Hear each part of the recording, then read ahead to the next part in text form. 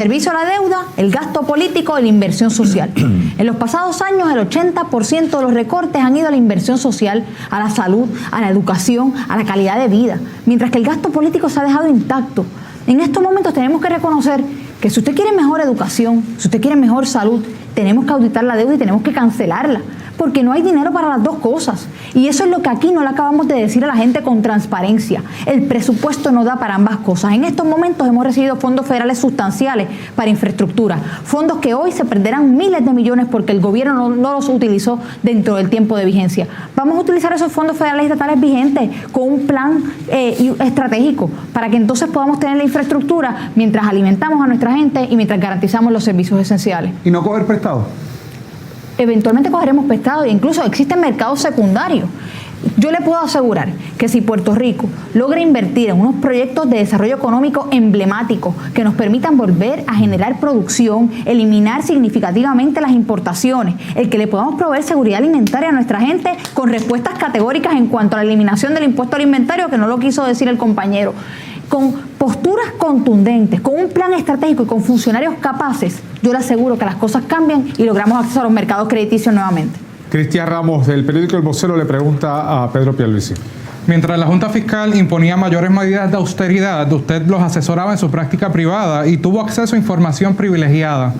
¿No le plantea esto cuestionamientos éticos y de lealtad en su aspiración a la gobernación? No, en lo más mínimo. La experiencia que tengo yo asesorando a la Junta, el conocimiento que tengo yo de la ley promesa, es positivo para Puerto Rico. Me permite a mí plantar bandera ante esa Junta con mayor credibilidad y efectividad que cualquier otro.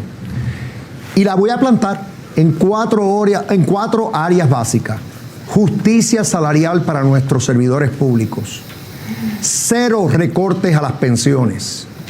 Apoyo financiero a los municipios porque son una extensión del gobierno central. Rinden servicios esenciales y no se puede reestructurar nada más que el gobierno central abandonando a los municipios. Y defensa de la Universidad de Puerto Rico. Basta ya de recortes a la universidad. Hay que dejarla respirar. Aparte de eso, hay que utilizar, lo mencioné y lo tengo que volver a mencionar, todo ese dinero federal que tenemos, y yo voy a obtener la mayor credibilidad y efectividad para comunicarme con fluidez con esos funcionarios federales, para que ese dinero se invierta y se revitalice nuestra infraestructura. Licenciado, lo que sucede es que hay información que usted no va a poder compartir con su gabinete en caso de resultar electo por la relación de abogado-cliente, y hay quienes aseguran que esto va a afectar su gestión y la transparencia del gobierno. No la afecta en lo más mínimo porque eso es un ente público. La función que yo tuve fue la función de un abogado. La función como gobernador es diferente, es una función administrativa. Y todo el conocimiento que yo tengo ahora va a estar para beneficio del pueblo de Puerto Rico. Me va a dar otra vez mayores herramientas para ser efectivo, para conseguir que la Junta cambie sus posturas. Bueno, vamos a hablar del último tema que tenemos en la agenda, es el tema de la educación. No hay visión de gobierno, no se puede combatir la corrupción, no puede haber desarrollo económico, no podemos resolver la deuda pública, no podemos quizás resolver nuestra relación política con los Estados Unidos si no tenemos un país educado, ¿no? Y es importante que ustedes le hablen al país sobre qué cambios ustedes le quieren hacer a nuestro sistema educativo, no cambios menores, sino cambios profundos a nuestro sistema educativo, qué filosofía educativa ustedes quieren para Puerto Rico. Así que hablemos de educación. Comenzamos esta ronda de preguntas con Silvia Verónica Camacho de Noticentro. Le hace la primera pregunta sobre educación a Eliezer Molina, candidato independiente. Eliezer Molina, ¿a qué aspira usted como gobernador en la formación educativa de nuestros niños y nuestros jóvenes? ¿Que vean como menos malo el robo de fondos públicos por parte de líderes políticos, o que se radiquen órdenes de protección por acecho contra un aspirante político en medio de la premisa de que el fin justifica la causa? Lo que aspiro es a que conozcan cuáles son sus derechos y lo que tienen que hacer para buscar justicia.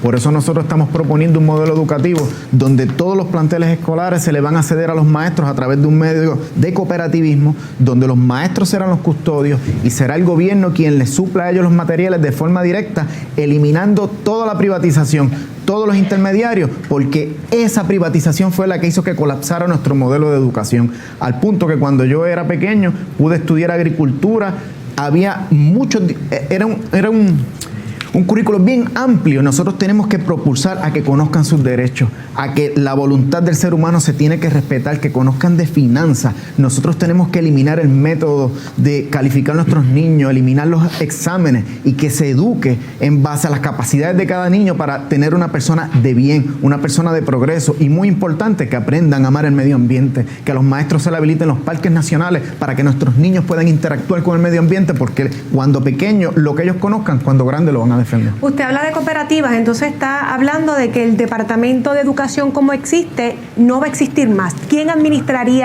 estuviese administrando ese dinero, que es la agencia con más dinero? La fuerza laboral es quien tiene que estar a cargo, y no solamente en el Departamento de Educación, lo vamos a proponer para la Autoridad de Energía Eléctrica, para todas las corporaciones públicas, que sean los trabajadores por primera vez quienes sean ellos los que estén a cargo, y que el gobierno solamente sea un facilitador, y a través de la oficina de cumplimiento nosotros podemos tener un monitoreo constante, que el dinero que se le está desembolsando se aplique en lo que de verdad ellos necesitan. De Noti 1630, Jerry Rodríguez le pregunta a Juan Dalmau. Juan Dalmau, aunque sigue siendo una cantidad sustancial, lo cierto es que los fondos federales se han ido reduciendo porque hay cientos de miles de menos estudiantes en la isla. Y esta es una de las razones que han brindado para cerrar escuelas y distribuir estudiantes. Le pregunto, licenciado, ¿cómo mantendría usted más escuelas abiertas con menos dinero? ¿Tiene en sus planes reabrir todas las escuelas en Puerto Rico? Jerry, voy a contestar tu pregunta en este momento, pero permíteme una pausa.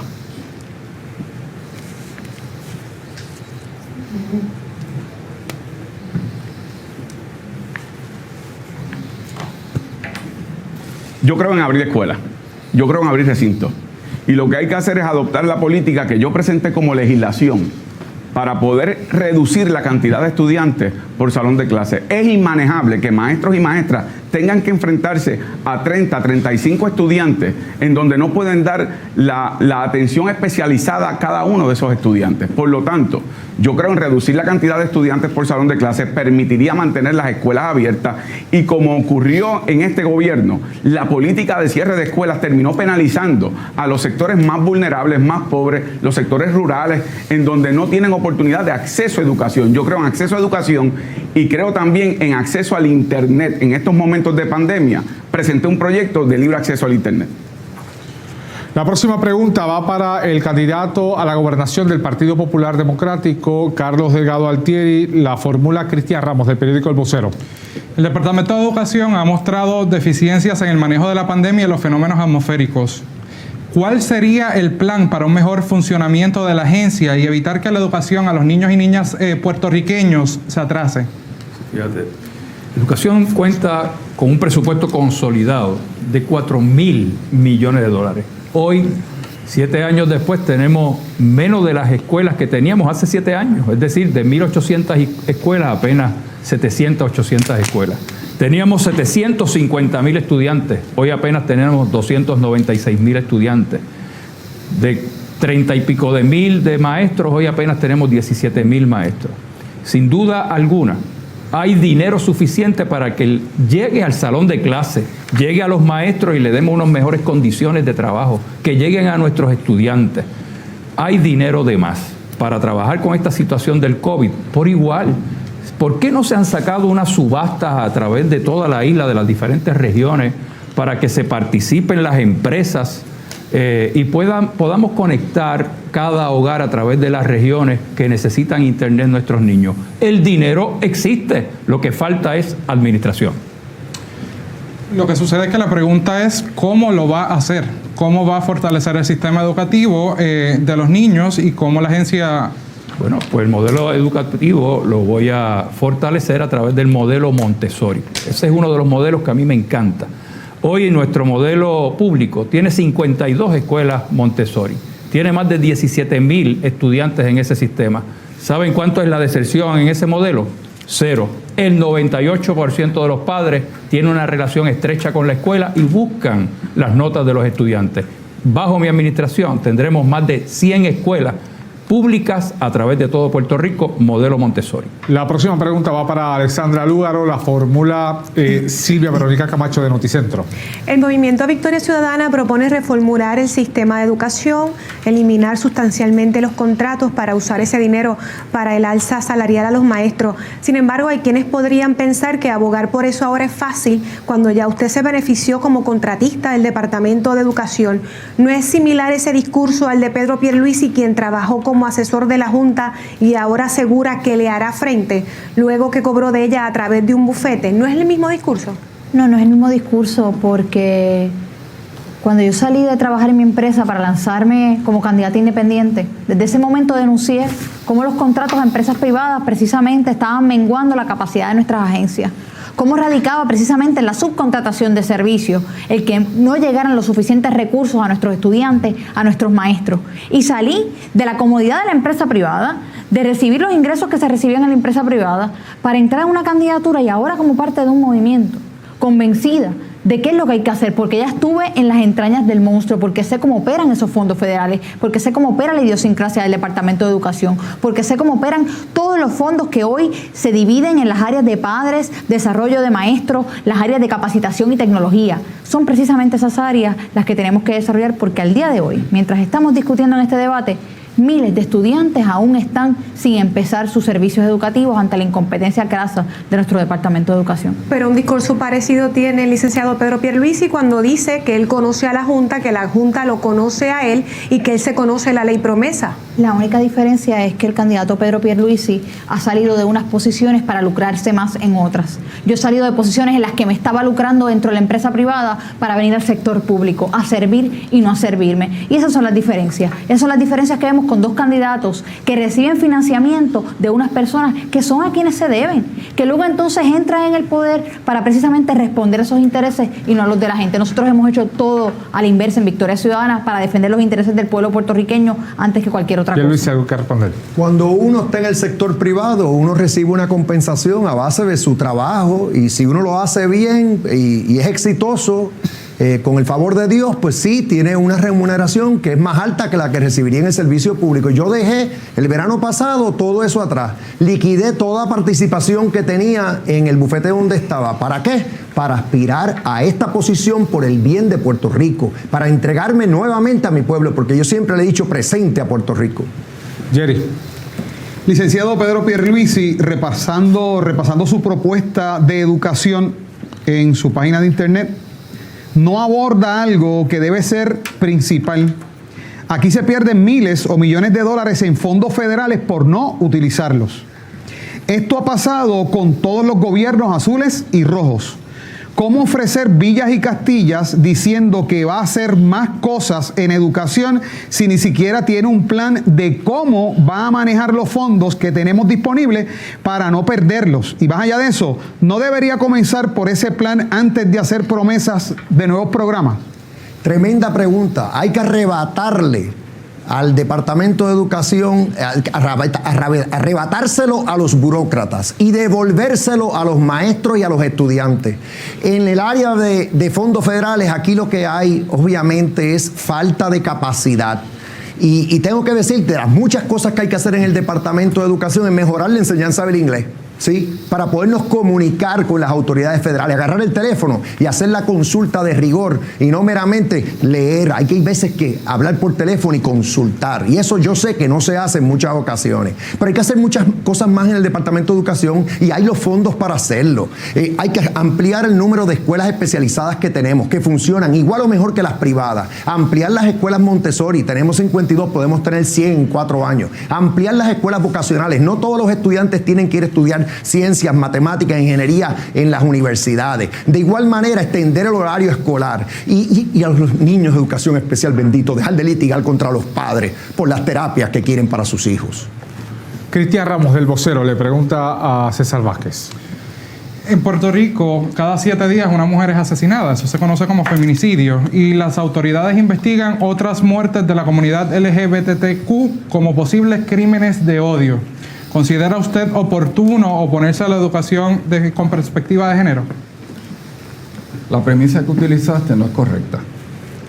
Cada 7 días estamos hablando de una cada cuatro mujeres por mes. Estamos hablando de 48 mujeres al año. La realidad es que en Puerto Rico, por la violencia doméstica, las muertes han fluctuado entre 12, 13, hasta 30 mujeres al año.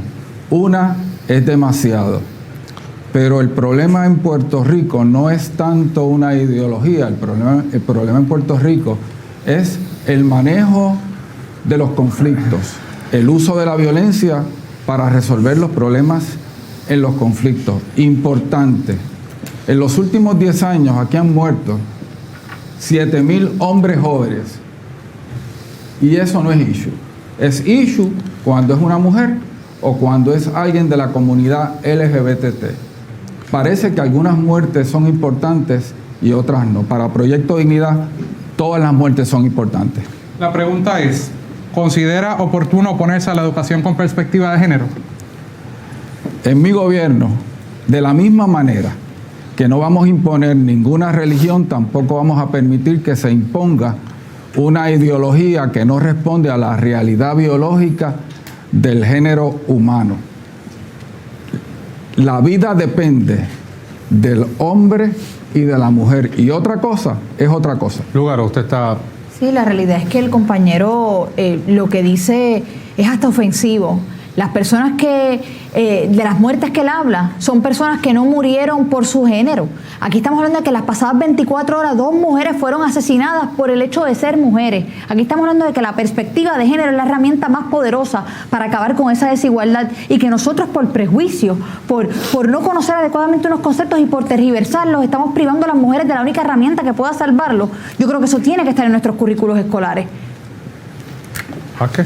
La perspectiva de género es una ideología que plantea que no existe diferencia fundamental entre el hombre y la mujer más allá de su biología, que no existe ningún comportamiento sexual normal y natural porque todos son aprendidos y que cada niño o cada niña tiene el derecho a crear su sexualidad sin ningún tipo de limitación. Eso no es ciencia, eso es ideología. Y estamos en contra de eso porque eso atenta con el derecho de los padres a criar a sus hijos de acuerdo a sus valores. La perspectiva de género lo que dice es que usted, sus condiciones, sus oportunidades no están determinadas por los genitales con los que nace. La perspectiva de género lo que hace es que otras niñas que hoy nos están viendo sepan que ellas pueden llegar a ser gobernadoras, que ellas no tienen que conformarse con otros puestos, que ellas pueden aspirar a lo que quieran. Igual forma, los jóvenes, los niños que nos ven, que no hay tal cosa como cosas para nenas y cosas para nenes. Por eso es que vemos tanta desigualdad. Por eso es que el 70% de quienes hoy viven bajo el nivel de pobreza son precisamente mujeres. La realidad es que tengo que intervenir. Primero, Alexandra tiene razón. Este es un asunto del más alto nivel. Hace 2 años yo tuve que intervenir físicamente para que un hombre parara de agredir a una mujer en una playa en Vieques. La policía lo arrestó y le dieron pon al muelle y lo soltaron. Tuvieron que arrestarlo luego y el sistema judicial falló a favor del agresor. Eso soy yo, que soy una figura pública. Imagínense las mujeres que están viviendo esos ciclos de violencia solas, en donde se les está negando a los jóvenes la oportunidad de educarse, a tratar con la misma dignidad a la mujer como al hombre. ¿Para qué? En las vistas públicas, en el 2006, cuando se estaba discutiendo la ley sobre equidad de género, el Departamento de Educación demostró que el concepto de igualdad entre el hombre y la mujer siempre ha estado presente en nuestro sistema de enseñanza. De lo que estamos hablando es de que el hombre y la mujer tienen igual dignidad, deben tener igualdad de derechos y deben tener igualdad de oportunidades. Eso lo creemos todos en Puerto Rico y estamos dispuestos a apoyarlo con todas las fuerzas del gobierno. Lo otro es sembrar confusión en nuestros niños y para eso no está el Departamento de Educación. El Departamento de Educación está para educar. Correcto. Y nuestros niños tienen que saber desde un principio que sus genitales no determinan lo que van a hacer en la vida. Y la protección no solamente para mujeres, es también para personas de la comunidad LGBT, para la comunidad trans, todas estas comunidades que vemos todos los días asediadas. Yo creo que si nosotros mismos como candidatos a la gobernación no podemos reconocer una problemática existente en nuestra sociedad, ¿cómo vamos a buscar atajarla de forma efectiva? Interesantemente, aquí cuando una mujer agrede a otra mujer, uno se pregunta, pero ¿cómo es eso violencia de género? La realidad es que la violencia de género es una ideología que parte de la premisa de que los hombres estamos de alguna manera inclinados a ser hostiles contra la mujer, y es todo lo contrario. En este momento hay varios, decenas, tal vez cientos, de policías hombres que se enfrentan a la posibilidad de ser agredidos por otro hombre. Y esa intencionalidad al sacrificio no vale. Solamente vale que el hombre mató a 2 mujeres, pero se olvidan de que mató a otro hombre también. En estos momentos hay miles de personas en sus hogares que viven oprimidas porque precisamente piensan que van a salir a la calle y se toparán con personas como usted, que no entienden la problemática que existe en la sociedad en estos momentos con la opresión, con la falta de herramientas para salir de lugares donde se exhiben patrones de maltrato. Eso hay que comenzar por nuestras escuelas si queremos cerrar con ese ciclo tóxico, desde nuestras agencias, desde capacitar a nuestra gente y capacitar a nuestros candidatos y candidatas a posiciones electivas para que reconozcan el problema y para que sepan las herramientas que existen para atajarlo adecuadamente. Negarlo no va a resolverlo. Toda mi vida, particularmente como pastor, fue acompañar a aquellos que estaban enfrentando el ciclo de violencia. Mujeres que se enfrentaban a sus padres, a sus esposos, a sus hijos, y me expuse a la violencia de ese otro hombre para defender a esta mujer. Así que, literalmente, no sabe de lo que estás hablando. Yo busco un gobierno en el que en lugar de acompañarles en el sufrimiento, podamos prevenir que sufran. No es acompañarlas después que han sufrido, no es acompañarlas cuando ya no ven posibilidades, es desde la escuela educar para que no tengan que pasar por esas situaciones. Y eso solamente se logra con un currículo con perspectiva de género. Hay que seguir hablando de este tema, definitivamente. Hay que seguir hablando de la educación. Cuando regresemos vamos a continuar hablando sobre el tema educativo y lo que tienen que decir los candidatos en esa última oportunidad de dirigirse al país, al mundo, en este primer encuentro de los 6 candidatos a la gobernación de Puerto Rico, en el primer debate, en el gran debate que se está llevando a cabo en vivo aquí en Guapa Televisión. Vamos a una pausa y en breve seguimos con la discusión sobre educación. No se vayan.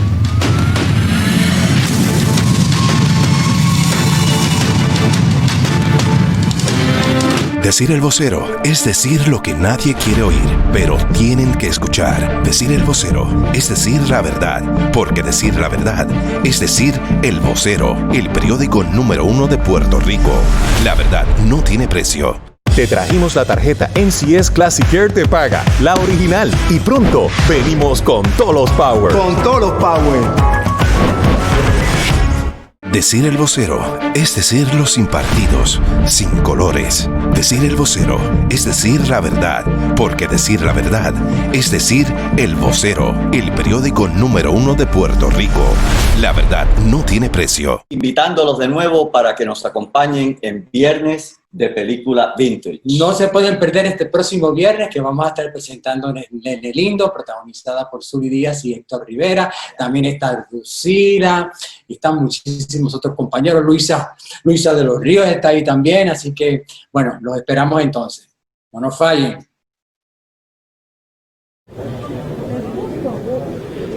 Bueno, y dieron el tema de educación, o bueno, se supone que fuera educación. Se comenzó por el de economía, ¿no? Y el de economía se pasó al de educación. Que terminó siendo de perspectiva de género, básicamente. Sí, ¿no? Simplemente se habló de educación en un turno, en 2 turnos, ¿no? El de pregunta a Juan Dalmau, que habló de su propuesta educativa, marcó terreno en un territorio que Alexandra Lúgaro en la elección pasada había tratado de cautivar, que era la comunidad de sordomudos en Puerto Rico, ¿no? Él comenzó su alocución hablando en señas. Muy creativo. Muy creativo, ¿no? Y he visto a Dalmau mucho en esta campaña adoptar estilos que Alexandra Lúgaro había adoptado en el 2016, y ese fue uno de ellos. Y aparte de ese turno, el de Pierluisi me sorprendió sinceramente no esperaba que el turno de educación fuera un turno bueno para él, ese tema, ¿no? Pero sí, pudo puntualizar 5 o 4 puntos donde él entendía que había que mejorar y lo que había que hacer con la burocracia y los fondos federales. Después de ese turno se convirtió en el turno en el tema de perspectiva de género, en un careo bastante intenso entre César Vázquez, Alexandra Lúgaro y Juan Dalmau, que intervino también en el mismo. Y por primera vez en la noche vimos a un César Vázquez mucho más activo. Es el tema que domina. Así que... Es el tema, todos reconocemos y recordamos que las primeras intervenciones públicas del doctor César Vázquez en distintos medios en Puerto Rico respondían a este tema, ¿no? Él tiene un planteamiento filosófico respecto a la educación de perspectiva de género y ese tema relacionado, indistintamente si uno lo comparta o no, la realidad es que él está convencido de lo que plantea desde un punto de vista filosófico.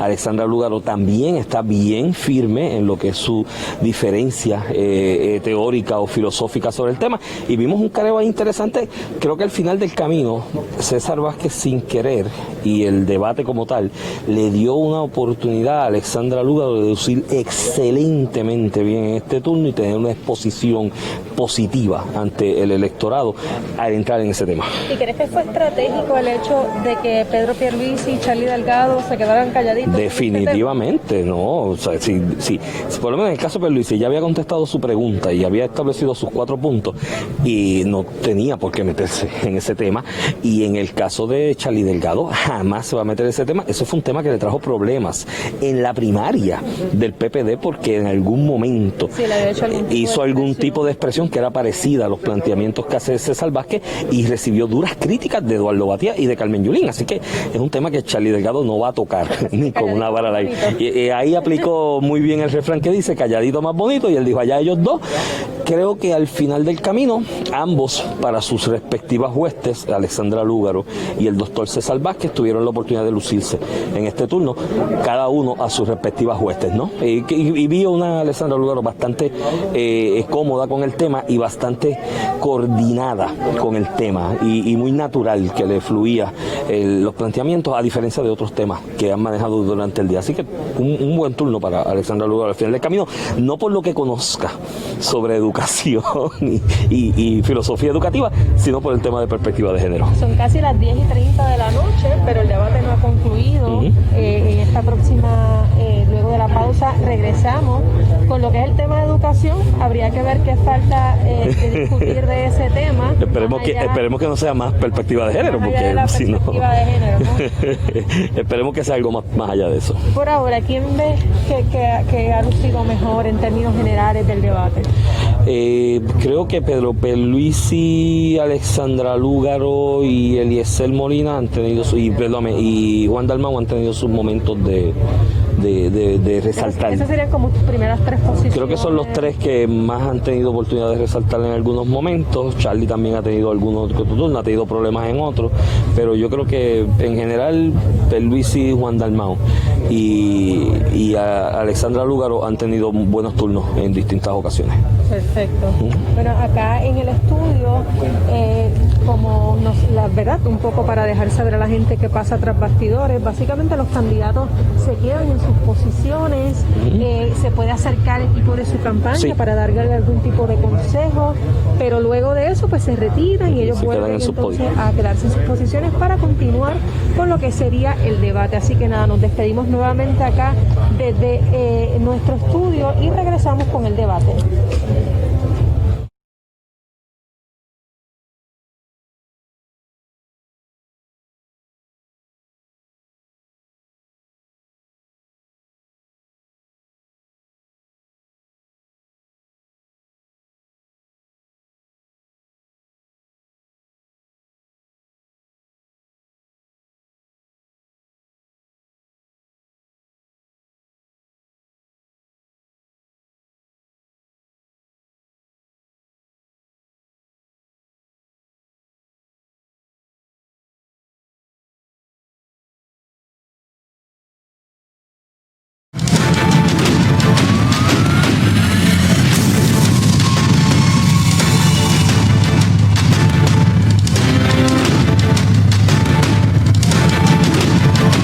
Estamos en vivo aquí en el estudio Luis Figueroa en Guapa Televisión con el gran debate del primer encuentro entre los aspirantes a la gobernación de Puerto Rico de cara al proceso electoral. El tema de la educación sigue sobre la mesa con los 6 aspirantes. Silvia Verónica Camacho le pregunta a Juan Dalmau. Tanto Chalí Delgado como Pedro Pierluisi han dicho que el sistema Montessori es una de las mejores opciones que se podría fomentar en el Departamento de Educación. Sin embargo, hay muchos padres que se preguntan cuál va a ser el plan inmediato a partir de enero, cuando llegue un nuevo gobernador o gobernadora, cuando muchos de ellos no están tomando clases. Otros miles tan siquiera tienen acceso a una computadora y los de educación especial no están cogiendo terapia. ¿Cuál sería su plan a partir de enero de resultar gobernador más allá de los programas especiales de Montessori o escuelas especializadas? El Departamento de Educación y el gobierno abandonó a los niños y jóvenes del sistema de educación pública en Puerto Rico. Yo creo en un sistema de acceso a la educación. Y para eso específicamente mi programa de gobierno, no solamente como planteé anteriormente, creo en la reducción de la cantidad de estudiantes por salón de clases, sino además derogar la ley 80 del 2017 que entregó Prepanet, que es un sistema de banda ancha de internet para las empresas privadas, que el gobierno las recupere derogando esa ley para poder entonces que los jóvenes más vulnerables, los más pobres tengan acceso a internet de eficiencia. Tenemos que repensar el país como lo conocíamos anteriormente. Si en enero comenzamos las clases presenciales, tienen que reducirse los salones de clase, hay que dar acceso al internet a los jóvenes y particularmente hay que devolverle al magisterio la dignidad, tanto con una escala salarial base de $3,000, como también la autoridad de en el salón de clases cumplir con el programa de educación especial, y yo no litigaría contra los padres de educación especial los derechos que tienen esos niños. Vamos con Jerry Rodríguez, le pregunta a Charlie Delgado. Charlie Delgado, nuestros maestros seguramente son los peores pagados en comparación con los maestros en Estados Unidos, y muchos terminan yéndose precisamente por eso. ¿Tiene en mente aumento de salario para los maestros? Si la respuesta es sí, ¿cómo usted piensa convencer a la Junta de Supervisión Fiscal y de dónde le va a decir va a sacar ese dinero? Sí. Fíjense, como mencioné anteriormente, el Departamento de Educación tiene disponible $4,000 millones de un presupuesto consolidado. Sin duda, hay dinero suficiente para la educación de este país. Sobra el dinero si lo sabemos administrar bien dentro del Departamento de Educación. Sí hay que darle un plan a nuestros maestros, un plan de clasificación y de sueldo, donde el sueldo básico comience desde los $3,000 en adelante a un maestro que comienza. Tenemos que hacer esa justicia salarial. El modelo de educación que yo estoy hablando a través del modelo Montessori, para mí es el modelo más holístico, es el modelo que ayuda a cada niño, de acuerdo a su capacidad de aprendizaje, poder salir adelante, porque es el modelo que le da la atención especial al niño. Cuando hay 0% de deserción, quiere decir que es un modelo que ha trabajado efectivamente para nuestros estudiantes. La próxima pregunta la responde Alexandra Lúgaro y la formula Cristian Ramos del periódico El Vocero. Licenciada, hace 4 años usted apoyaba la consolidación de recintos de la Universidad de Puerto Rico dada su situación financiera. Hoy día la situación no es muy distinta a la de hace 4 años. ¿Todavía considera que esa es la mejor opción para fortalecer el principal sistema educativo de la isla? Yo creo importante destacar que a mí se me preguntó sobre la consolidación de recintos en un debate. Y en ese debate yo comencé contestando todos los mecanismos que utilizaría para generar más ingresos para la Universidad de Puerto Rico. Luego de explicar todos esos mecanismos, dije que si aún con todos ellos puestos en práctica no se generaban los ingresos, entonces estaría dispuesta a contemplarlo. No era que era parte de mi programa ni era algo que yo estaba adelantando. Pero más allá de eso, es importante destacar que esto no se trata de Alexandra Lúgaro o de sus posturas únicamente. Yo estoy ahora en un movimiento en el que alcanzamos unos consensos, un movimiento que se logró de la unión de muchas personas, incluso algunos que fuimos contrincantes en las pasadas elecciones, y ese movimiento funciona con unos acuerdos que están esbozados en una agenda urgente. En esa agenda urgente explicamos claramente cómo vamos a proteger la Universidad de Puerto Rico, cómo vamos a restaurar su fórmula de presupuesto. Y más allá de eso, hemos hecho la Universidad de Puerto Rico elemento fundamental de cada una de las áreas programáticas de nuestra agenda, incluyendo salud, educación y justicia. Entiendo, pero en caso de que esos mecanismos que usted propone para fortalecer, ¿verdad?, la Universidad de Puerto Rico no funcionen, ¿favorece hoy día que se consoliden recintos para tratar de nivelar la situación fiscal de la universidad? De ninguna forma. Viendo el balance de pagos, en qué estamos invirtiendo en el país, definitivamente la educación tiene que ser punta de lanza de los cambios que queremos ver. Quiere decir que si con esos cambios no se generan suficientes ingresos, el dinero tiene que salir de otro lado. Pero de lo contrario, no vamos a ver cambios ni a mediano ni a largo plazo. El cambio que queremos ver en Puerto Rico está precisamente en su educación. Silvia Camacho le pregunta a Pedro Pierluisi. Licenciado, ¿cómo se le puede explicar a miles de familias donde sus hijos no pueden estudiar ante la falta de acceso de internet? Porque Prepanet, debido a una ley que fue firmada por el gobernador Ricardo Rosselló, no puede competir con empresas privadas porque según la legislatura del PNP eso representa una competencia desleal. ¿De usted ser gobernador, derogaría esa ley? No, lo que te puedo decir es que definitivamente utilizaría a las empresas privadas y a Prepanet para cerrar la brecha tecnológica que tenemos en Puerto Rico. ¿Qué significa? Que fácilmente la mitad de los niños en escuelas públicas en Puerto Rico no tienen acceso al internet. Ni hablar de computadoras y ni hablar de adiestramiento para utilizar las computadoras y las tabletas. Y nos tenemos que enfocar en eso. Pero yo he estado haciendo señalamientos desde que comenzó la pandemia sobre el impacto que está teniendo en la educación de nuestros niños y jóvenes. Echamos a pérdida un semestre innecesariamente. Yo abogué porque se usara el canal de televisión y 2 o 3 meses más tarde comenzó a utilizarse. Abogué porque se usaran los correos para llevarle módulos a los niños y meses más tarde lo están haciendo. Ahora lo que hay que hacer es tener protocolos claros para cómo vamos a reabrir las escuelas. La Asociación Americana de Pediatría dice que tiene que haber educación presencial y hay que abrirlos y la solución no es la misma en todo Puerto Rico, va a variar de región en región. Licenciado, pero ¿por qué se puede uno conformar con clases por televisión cuando hay una opción viable a través de Prepanet para que llegue a diferentes lugares de la isla donde tan siquiera hay una estructura de internet? Sí. Que la legislatura del PNP avaló, impulsó y que Ricardo Rosselló firmó. Ya contesté que tiene que ser que debemos utilizar todos los recursos, incluyendo a Prepanet, incluyendo a las compañías de telecomunicaciones privadas. Y si hay que derogar esa ley o modificarla o enmendarla, lo haré.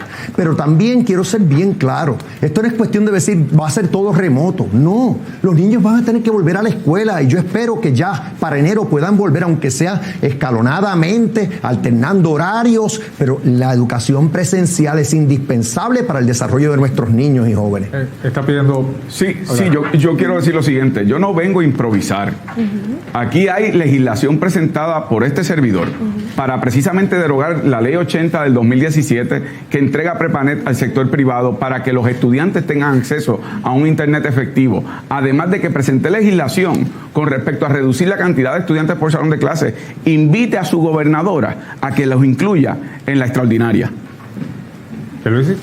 No tengo reparo que se considere la legislación, aunque no he leído la legislación del compañero Dalmau, no tengo reparo si él la describe de esa manera a que se considere una extraordinaria, porque todo lo que sea por el bien de nuestros niños, venga de donde venga, y la educación de nuestros niños va a contar con mi apoyo, porque sí, ese es el futuro de Puerto Rico y todos lo sabemos, no lo podemos echar a pérdida. A mí simplemente me sigue estando sorprendente cómo ahora, de forma acomodaticia, todo el mundo está de acuerdo, todo va. Vamos a meterlo en la extraordinaria, sí, estoy dispuesto a considerarlo, pero han tenido el Ejecutivo, han tenido el Legislativo y no han sabido hacerlo, han tenido las agencias y se han robado el dinero, han tenido la capacidad y los recursos y nos han privado de los mismos para nuestros servicios esenciales. Ahora en un debate todo es fácil, a la hora de ejecutar siempre hay carencia de voluntad política. A mí me sorprende más que vemos como toda una élite, después que quebraron el sistema de educación, ahora tienen la solución. Y es triste porque tenemos maestros que su retiro ahora está en entredicho. Tenemos unas estructuras que están a punto de colapsar si viene un terremoto y aquí a nadie le ha interesado reparar esos problemas que son de infraestructura y el capital está ahí. Pero siempre la élite se enfoca en cómo ellos pueden vivir del sistema y se olvidan de nuestra gente pobre y humilde. Delgado, sí, yo he tenido la oportunidad de conocer la escuela pública. Estudié en ella desde primer grado hasta la Universidad de Puerto Rico. Y sé la importancia de la escuela para el sector más pobre y vulnerable del país. Por eso, invertir en la educación de nuestros niños, nuestros jóvenes, en la Universidad de Puerto Rico es la mayor inversión que podemos hacer en nuestra gente. Oye, Ahí pero el tiene que Partido estar Popular centrado. fue el que trajo a Julia Kelleher y la adoptó el PNP. Sí, vamos a tener orden. Yo no era gobernador. Lenín me dio la palabra. Yo creo que vamos a seguir las reglas. Mi padre que está aquí es producto de las escuelas públicas. Mis 2 hijos que están aquí son producto de la Universidad de Puerto Rico. Esto no es cuestión de élite. Anteriormente ya yo dije que yo voy a plantar bandera para hacerle justicia salarial a todos los empleados públicos, incluyendo los maestros, y defender las pensiones, incluyendo la de los maestros, y utilizar todos esos fondos federales que tenemos, incluyendo para tener escuelas seguras. Sí, Lenín, mira, yo tengo que insistir. Aquí hay historial y carácter que hay que juzgar. El Partido Popular inició el cierre de escuelas y trajo como asesora a Julia Kelleher, a la que adoptó el PNP y la puso como secretaria de Justicia, actualmente acusada, que hizo la estructura del cierre de escuelas que tanto ha afectado a los niños pobres. Así que tendrán razón en lo que dicen, lo que no tienen es fuerza moral para plantearlo. Voy con Charlie, antes de ir con Eliezer, Charlie Delgado, hay un señalamiento directo al Partido Popular sobre el cierre de escuelas. Claro que sí, con todo respeto, Juan, ¿verdad? Fuerza moral, pues yo creo que lo tengo para decir y para hablar, como estoy hablando, sobre lo que es la educación del país. Porque, como te dije, vengo de la escuela pública del país, de la Universidad de Puerto Rico. Yo no estudié en grandes universidades. Y lo que he logrado ser, lo he hecho a base de esfuerzo. Lo que haya ocurrido en el pasado, en gobiernos anteriores, pues eso pasó. Yo estoy hablando de una segunda transformación para el país. De una educación que donde invertamos el dinero, de esos 4.000 millones de dólares, donde tienen que estar, que es en nuestros niños, nuestros maestros y nuestras escuelas. Ahí es que hay que poner el dinero. Pierluisi, sí es cuestión de élite, porque cuando quebraron nuestro sistema de educación y separaron a nuestros niños y los dividieron entre ricos y pobres, lo que hicieron fue dividirnos en clases sociales. Y los niños que crecieron en colegio y nunca compartieron con los niños pobres, eso lo que hizo fue crear un distanciamiento que cuando crecen los aplastan. Lamentablemente los que estudian en Marista no se dan cuenta, pero los que venimos del sistema de educación pública, que lo vivimos, sí lo sabemos, que los ricos aplastan a los pobres si no se educan con ellos. No abona en nada estar llevando ese discurso de guerra de clases aquí. No cuestione mi motivación, jamás. O sea, yo no quiero pobreza en Puerto Rico, yo no quiero hambre en Puerto Rico, yo quiero una buena calidad de vida en Puerto Rico, y que el que yo venga de clase media, y como ya los describía mi padre, mis hijos, eso no me hace a mí de repente parte de la élite esa que tú estás mencionando. Yo lo que quiero es lo mejor para Puerto Rico. Jerry Rodríguez le pregunta a César Vázquez. César Vázquez, en sus propuestas de educación, específicamente en el punto número 6, dice: bajo nuestra administración el sistema educativo de Puerto Rico será uno libre de ideología de género. Le pregunto, ¿esto quiere decir que dentro de esa libertad de género, los niños que quieran ir vestidos de niñas o las niñas que quieran ir vestidas de niños porque se sienten de ese género y se sienten normal, así podrán hacerlo? Si nos puede explicar más sobre esto. Las escuelas tienen un reglamento sobre uniforme. Muchas veces tiene que ver con cómo llevan el pelo. Y fundamentalmente el uniforme tiene como propósito identificar al estudiante. Yo creo, y la cosa va más allá, no solamente creemos en que los varones deben ir vestidos como varones, creemos que los varones deben usar el baño de los varones, porque no tiene que ver con cómo uno se siente, sino cuál es su aparato para llevar a cabo una serie de funciones. Así que, si tenemos que trabajar con un niño particularmente, se va a hacer. Lo que no podemos hacer es pretender coger la confusión que un niño tiene y comunicárselo a todos. Importante, ese niño sigue teniendo dignidad, merece respeto y merece protección. Seguimiento. Sí, entonces ahí no hay entonces lo que usted menciona, y voy a repetir nuevamente, bajo nuestra administración el sistema educativo de Puerto Rico será uno libre de ideología de género. No se pierde ahí entonces la libertad de ideología de género si ese niño quiere ir vestido con ropa de niña o esa niña quiere ir vestida con ropa de niño. Nosotros entendemos que esa expresión parte de un problema de confusión. Interesantemente, el DSM-5 establece que el 90%, 90 y pico % de los niños que tienen esa conducta cuando llegan a la adolescencia se les va. Así que en ese sentido, no. Los varones irán vestidos como varones y las hembras irán vestidas como hembras. Cristian Ramos, el vocero, le pregunta a Eliezer Molina. Usted propone que las escuelas públicas sean custodiadas y administradas por los maestros. ¿Se trata esto de un modelo similar al de las controversiales escuelas charter?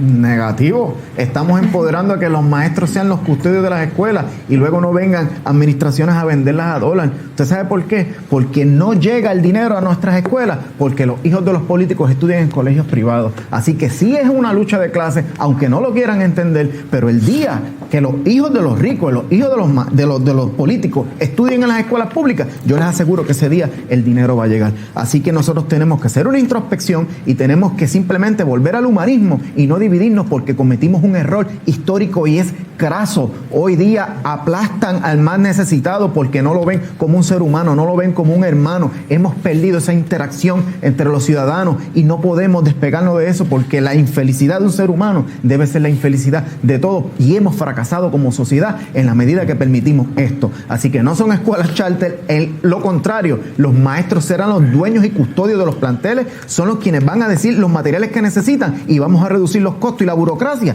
porque va a ser un pagador único entre maestros y gobierno. Este ha sido el tema de la educación, definitivamente es un tema sumamente importante. Llegó el momento de que ustedes se dirijan a los electores. En este turno final hemos discutido desarrollo económico, deuda pública, visión de gobierno, corrupción, estatus y educación. Una discusión interesante y el país se va con una idea clara de cuáles son sus candidatos para gobernarlos. Vamos al turno final de este gran debate con Charlie Delgado. Claro que sí, gracias Lenín. Durante los pasados 20 años he administrado una municipalidad. Hemos trabajado de manera honesta, de manera transparente, con resultados positivos para nuestra gente. Ese es el gobierno que yo quiero darte a ti, puertorriqueño. Un gobierno que responda a tus necesidades. Vamos a transformar a Puerto Rico. Necesitamos transformar todo este mal que hemos estado viviendo de malos manejos de fondos públicos, de la corrupción. Dame tu voto, dame tu confianza para transformar a Puerto Rico. Eliezer Molina. Puertorriqueño, nuestra cultura está en riesgo. Nosotros, nuestra identidad está al acecho. Tenemos que proteger nuestras playas, tenemos que proteger nuestros recursos naturales, nuestro sistema de educación, toda nuestra fuerza pública. Nosotros necesitamos que sea robusta nuestra economía y necesitamos un buen administrador que tenga la capacidad de coger todas las agencias, nombrar el personal adecuado y poder eliminar la burocracia y la corrupción para que todos ustedes tengan mejor servicio, como el desempleo, como Hacienda, todo lo que usted hoy día hemos fracasado como pueblo, tenemos la capacidad de hacerlo y tiene que ser fuera de estructura partidista. Alexandra Lugaro. Yo estoy segura que después de este debate somos más los que ya no les creemos. Somos más los que queremos cambiar este gobierno y sustituirlo por personas competentes. Somos más los que sentimos empatía con el sufrimiento de nuestro pueblo. Somos más los que creemos que esta es una oportunidad única para hacer historia, una oportunidad única para tener una victoria de pueblo. Somos más los que creemos que en la unión está en la fuerza. Y si ya sabemos que somos más, vamos entonces sin miedo, terminemos lo que empezamos. Juan Dalmau. Tú mereces más. Yo comparto contigo la frustración y la indignación de cómo te han fallado los gobiernos populares y PNP. Pero para derrotar el bipartidismo hace falta endosar un mapa de ruta, un proyecto de país. Eso es lo que te ofrezco. Esta elección se trata de historial y carácter. Que no te digan dónde van a estar, que te digan dónde han estado cuando Puerto Rico más ha necesitado. Y tú sabes que yo siempre he estado contigo. Cuento con tu voto. César Vázquez. Un saludo a Mateo y a Carolina, que es una de las razones por las cuales yo estoy aquí. dejando una práctica de medicina para venir a enfrentar los retos del presente, para construir un mejor futuro, para que Puerto Rico vuelva a tener esperanza. Eso es Proyecto Dignidad. Gente que está haciendo esto para darte un futuro. Pedro Pierluisi. Esta no es una elección cualquiera. Los retos son grandes y el contraste es claro. Los otros representan inestabilidad, inseguridad y separación. Nuestro futuro es con Estados Unidos, no sin Estados Unidos. Jennifer González y yo te daremos estabilidad, seguridad y progreso. Y no descansaremos hasta lograr la igualdad que nos merecemos como ciudadanos americanos. Puerto Rico cuenta contigo y yo cuento con tu voto. Ustedes los han visto, son 6, es una gobernación, uno de ellos o ella jurará como gobernador o gobernadora el próximo 2 de enero.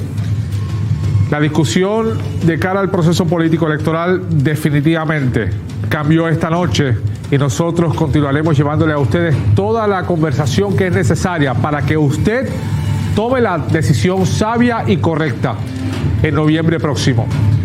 Este ha sido el gran debate. Para nosotros ha sido un placer contribuir de esta forma al pueblo de Puerto Rico y continuaremos fomentando el diálogo y los debates en Puerto Rico de esta forma para tener una conversación real sobre los problemas. Gracias a nuestro panel de periodistas, gracias a los candidatos por su disponibilidad. Buenas noches.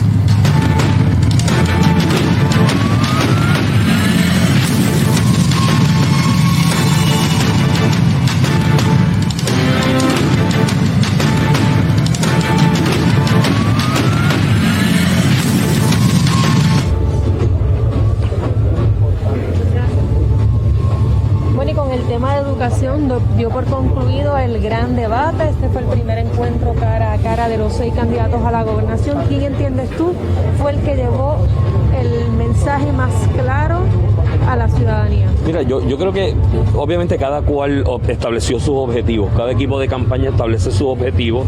Me da la impresión que en el caso de Juan Dalmau reforzó, él tiene mucha elocuencia natural, eso no se puede negar, la supo utilizar muy bien y reforzó en lo que ha sido su objetivo de campaña, en lo que hemos visto hasta el momento, que es ese voto joven, ese mar de votos jóvenes que en el 2016 un % sustancial de ellos le dio el voto a Alexandra Lúgaro. Veo a Juan Dalmau haciéndole cucas monas, como dicen en la calle, a ese voto joven. Creo que logró ese objetivo. Pedro Pierluisi, y lo vimos en el turno de cierre, vino con aparentemente 2 objetivos claros, ¿no? Entre otros, pero 2 que podemos leer. Tratar de consolidar a los estadistas y al voto estadista, y lo vimos en el turno de cierre, lo vimos en el turno de estatus y en otros también.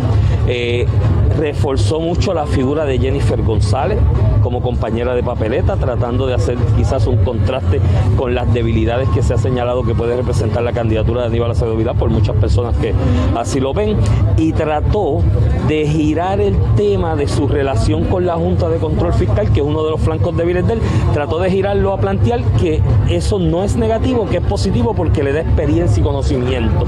Así que esos 2 candidatos creo que lograron esos objetivos que están claramente definidos y claramente leídos. Así que vamos a verlo.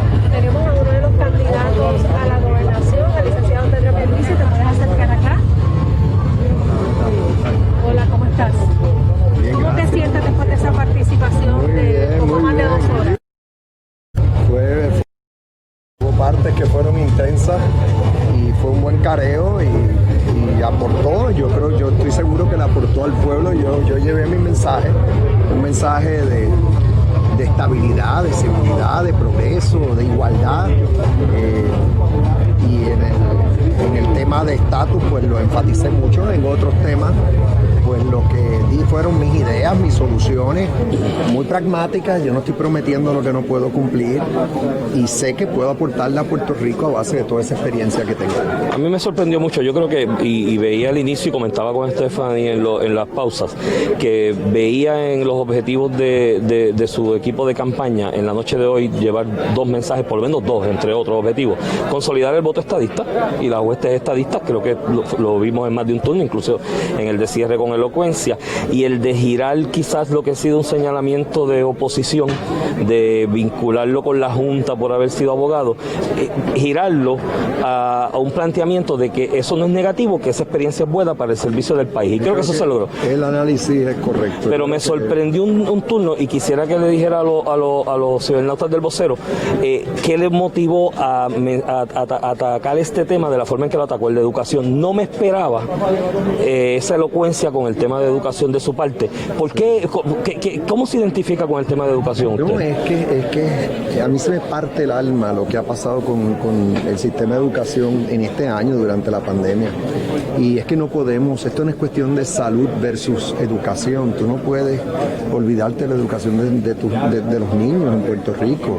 Y sí, y el hecho, y para mí es clave que tengamos que ya tener un plan para cuándo se van a abrir esos planteles, aunque sea de forma parcial, aunque sea escalonadamente, como dije, alternando horarios, pero tú decir que va a ser todo remoto, eso no, te lo dicen los pediatras. La Asociación Americana de Pediatras te dice que es indispensable para el desarrollo de los niños y los jóvenes que haya interacción social, así que yo de verdad es que lo llevo en el corazón y si acaso pues por eso fue que fui así apasionado, porque de verdad me sale así. Iván mencionaba justo antes de comenzar el debate que esto era como el inicio, ¿no?, de lo que sería una parte más activa de campaña. De campaña. Sí, es correcto, es que este año esta campaña ha sido totalmente diferente por este asunto de la pandemia. Ya habíamos estado participando en foros, pero no un foro a este nivel, eran foros y muchos virtuales. Entonces yo tengo soyparte.com, donde están mis ideas y soluciones, pero sí, por fin se dio este debate y yo estoy de acuerdo con lo que tú acabas de decir. Ahora la campaña yo sé que va a coger más intensidad porque ya la gente nos vio, nos escuchó, puede empezar a distinguir, porque no todos, yo estoy seguro que no todos ya saben cómo van a votar. Aquí hay muchos votantes que quieren educarse, informarse, y este debate ha sido una gran contribución para eso. Gracias, Pierluisi, por pasar por acá. Gracias, que tenga muy buenas noches. En los estudios de Guapa Televisión. Ya nosotros vamos cerrando lo que ha sido esta cobertura del gran debate. Gracias, Iván, por acompañarme. No, para mí ha sido un gran placer, ha sido una gran experiencia. Como te dije, esto ha sido una campaña sumamente atípica. Este debate es el punto de partida de la campaña como tal, que va a ser una campaña corta de 40 y tantos días. Así que ya hoy pudimos tener y compartir con los cibernautas del vocero una perspectiva de por dónde van a ir dirigidas cada una de las campañas en estos 46 días que restan. Nosotros nos despedimos de acá de los estudios, sin embargo, a todos los lectores, a todos los visitantes del vocero.com y el Facebook Live del vocero, no se pierdan un análisis post-debate con los chicos de Debatiendo Sin Filtro.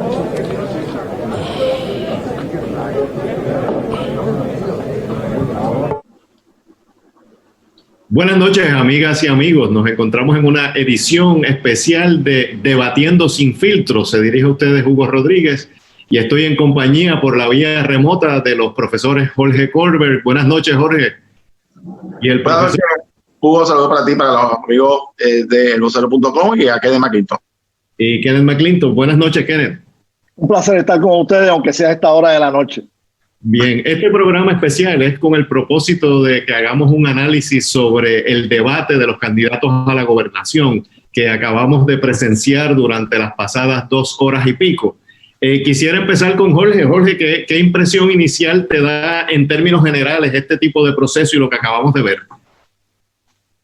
Pues mira, en primer lugar, en términos generales, creo que fue un debate muy exitoso. Yo creo que todos los candidatos tuvieron oportunidad de expresarse, de contestar las preguntas de rigor.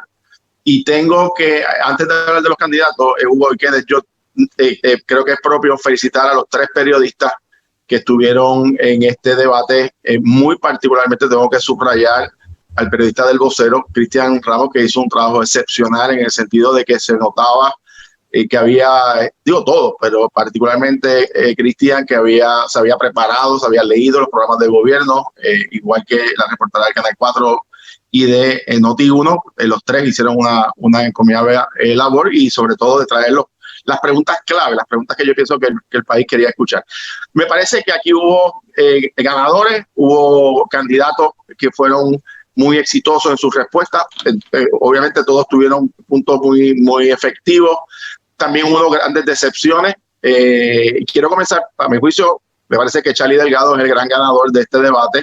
A lo largo de todo el proceso pudo mantener el control, el enfoque en los temas sustantivos, y me parece que mantuvo el temple, la profundidad, y demostró el carácter y la prudencia, que es algo que necesita el país en este momento. Tengo que también reconocer los muy buenos turnos del licenciado Pedro Pierluisi, particularmente en temas donde evidentemente demostraba conocimiento de gobierno.